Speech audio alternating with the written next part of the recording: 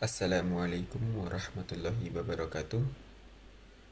Perkenalkan, nama saya Ahmad Azmi Fawas, mahasiswa Teknik Informatika dengan NIM 23051204053. Saya berasal dari kelas TIP 2023. Di sini saya akan menjelaskan mengenai apa itu round robin algorithm. Pertama-tama, kita perlu mengetahui terlebih dahulu apa itu algoritma penjadwalan. Penjadwalan merupakan aktivitas perencanaan untuk menentukan kapan dan di mana setiap operasi sebagai bagian dari pekerjaan secara keseluruhan harus dilakukan pada sumber daya yang terbatas. Menurut Baker, penjadwalan adalah proses untuk melakukan tugas dengan menggunakan sumber-sumber yang tersedia pada waktu yang telah ditetapkan. Sedangkan menurut Pinedo, penjadwalan adalah proses pengambilan keputusan yang memegang peranan yang penting dalam manufaktur dan sistem produksi.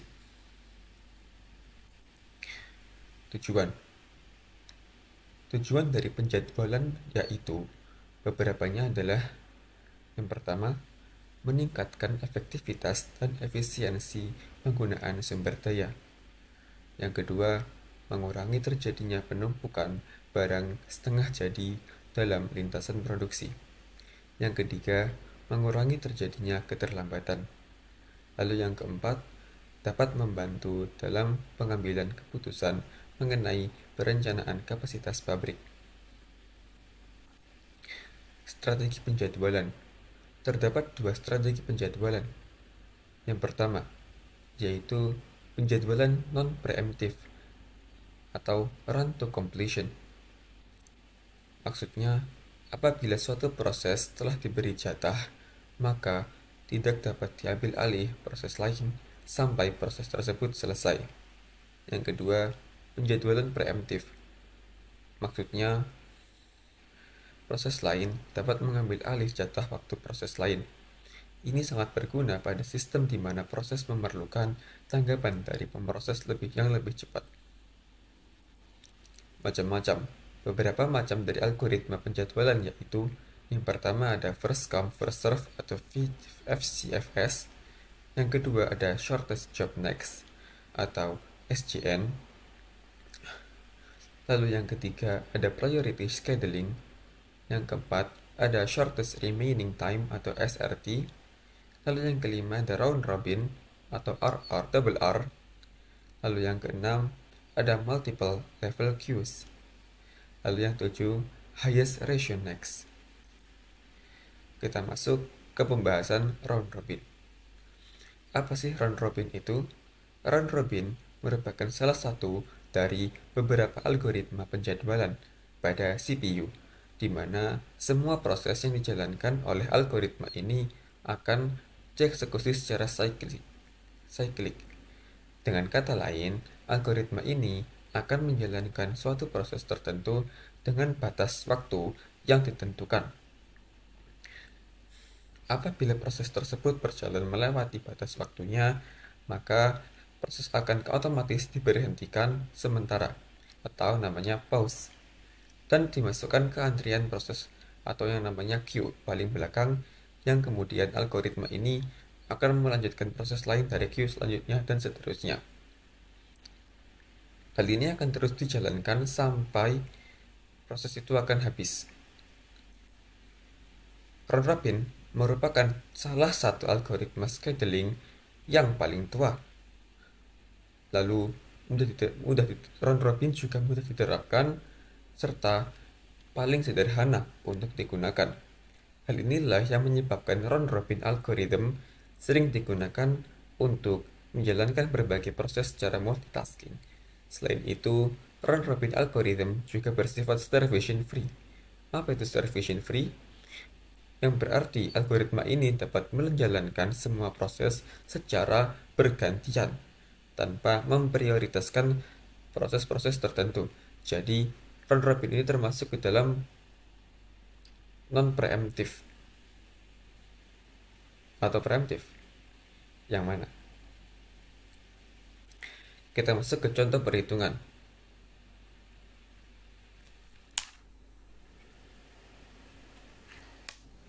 CPU terdapat tabel seperti yang ada di gambar CPU dengan time kuantum 5. Bagaimana cara menghitungnya? Cara menghitungnya dengan mengurangi burst time dengan time kuantum. Sebagai contoh di P1, kita lihat burst time-nya ada 7. Mengapa kita awali dengan P1? Karena arrival time-nya 0. Jadi kita awali dari P1. Burst time 7 dikurangi dengan time kuantum 5. Maka sisa 2. Karena sisa, maka P1 masuk ke dalam queue lagi dan bakal dihitung lagi nanti. Setelah P1 ke P2, karena arrival time-nya adalah 1. Burst time-nya ada 4. Lalu kita kurangi burst time dengan time kuantum. 4 dikurangi dengan time kuantumnya adalah 5. Hasilnya maka min 1. Karena tidak sisa, maka tidak perlu kita masukkan ke dalam queue lagi, karena telah habis. Lalu kita lanjut ke P3. Burst time-nya 15, dikurangi dengan 5, sisa 10. Maka P3 akan masuk ke queue lagi. Kita lanjut ke P4. Burst time 11 dikurangi dengan time kuantum 5. Hasilnya 6. Karena 6, kita masukkan ke queue lagi. Lalu kita turun ke P5. 20, karena burst time-nya dari 20 dikurangi dengan time kuantum 5. Maka hasilnya adalah 15. Kita masukkan ke queue lagi. Kita turun ke P6. Karena arrival time-nya sama, kita dahulukan yang paling atas. Karena burst time-nya 9 dikurangi dengan 5, hasilnya maka adalah 4. Maka kita masukkan queue lagi. Kita baca lagi queue dari awal.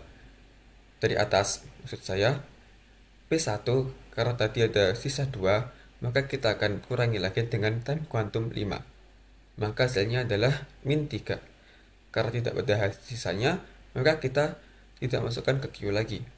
Lalu kita turun ke P2. Karena P2 sudah habis, kita tidak perlu menghitungnya lagi dan langsung turun ke P3 dan seterusnya sampai habis semuanya. Ini merupakan contoh hasil dari Gantt chart dan tabel dari tabel ini. Seperti kita lihat, completion time dari P1 yaitu 31 detik, P2 adalah 9 detik, P3 adalah 55 detik, P4 56 detik, P5 66 detik, dan P6 50 detik. Untuk turnaround time, P1 di angka 31 detik, P2 8 detik. Detik di sini saya ngedetik ya, bukan selalu detik, tapi aku yang menganggap itu detik. P3 53, P4 53, P5 62, dan P6 46. Untuk waiting time sendiri, P1 di angka 24, P2 4, P3 38, P4 42, P5 42, dan P6 37.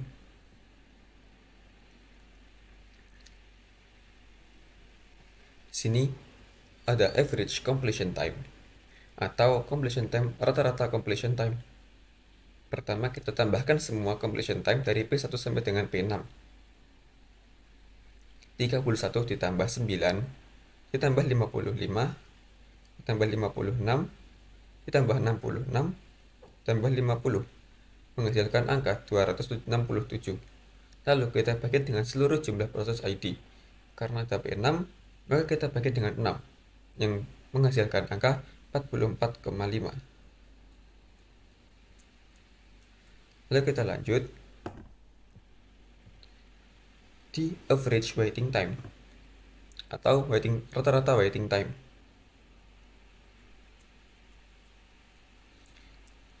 Dari mana kita menghitung waiting time?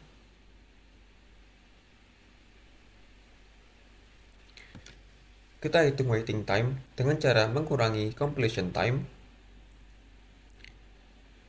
Completion time dikurangi dengan arrival time, dikurangi dengan burst time. Sebagai contoh di P1, completion time 31, arrival time 0, dan burst time 7. 31 dikurangi dengan 7, hasilnya adalah 24. Lalu di P2, completion time 9, dikurangi dengan arrival time 1, dikurangi dengan burst time 4. Hasilnya adalah 4. Lalu ada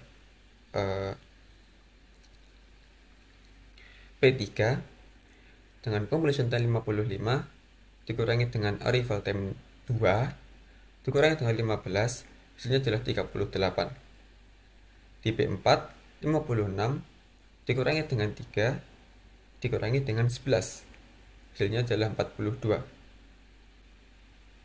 Untuk P5 completion time 66 dikurangi dengan arrival time 4 dan dikurangi dengan burst time 20, hasilnya adalah 42. Sama seperti P4. Lalu ada P6 dengan completion time 50, arrival time 4, dan burst time 9 yang menghasilkan angka 37. Lalu average time-nya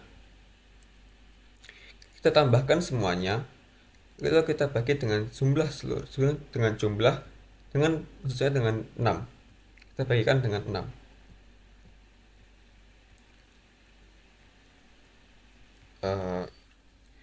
P1 dengan waiting time 24 tambah dengan P24 tambah dengan 38 dari P3, 42 dari P4 dan 42 dari P5 tambah 37 dari P6 menghasilkan angka 187 dibagi dengan 6 yang hasilnya adalah 31,16667.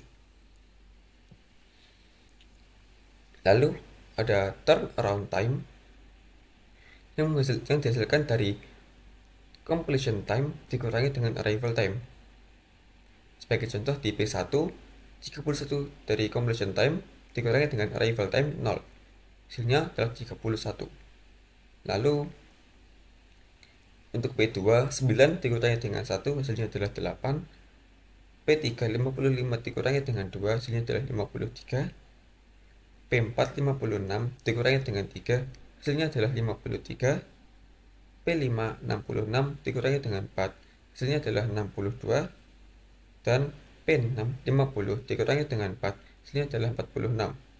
Lalu untuk average turnaround time-nya, kita tambahkan seluruh turnaround time dan dibagi dengan jumlah proses ID. 31 ditambah dengan 8, tambah 53, tambah 53, tambah 62, dan ditambah 46, dibagi dengan 6. Menghasilkan angka 253 dibagi dengan 6, yang menghasilkan angka lagi 42,16667. Implementasi. Pengimplementasian round robin bisa dilakukan ketika ada kejadian mengambil rapor di sekolah. Ketika wali murid ingin berkonsultasi dengan guru, semua wali murid diberi waktu yang sama, semisal 20 menit. Apabila ada salah satu wali murid yang ingin berkonsultasi selama lebih dari 20 menit, semisal 35 menit, maka dia harus kembali ke tempat duduknya dan menunggu antrian selanjutnya sampai selesai, sampai waktunya dia kembali, lalu dia baru boleh untuk berkonsultasi kembali. Seperti itu. Lalu round robin ini termasuk ke dalam algoritma penjadwalan yang preemptif. Sekian dari saya, kurangnya lebihnya mohon maaf. Wassalamualaikum warahmatullahi wabarakatuh.